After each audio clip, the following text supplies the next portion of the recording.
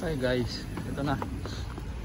Nakapag-shovel na ako sa may entrance ng building namin. Ayun.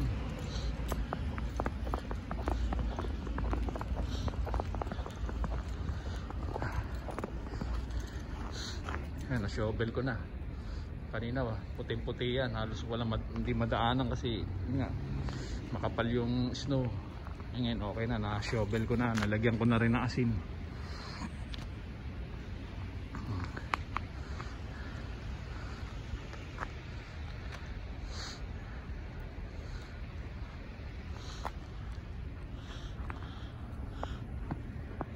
Pagkatapos ko sa harapan, didiretso na ako dun sa likod. Sa likod naman ako mag-shovel.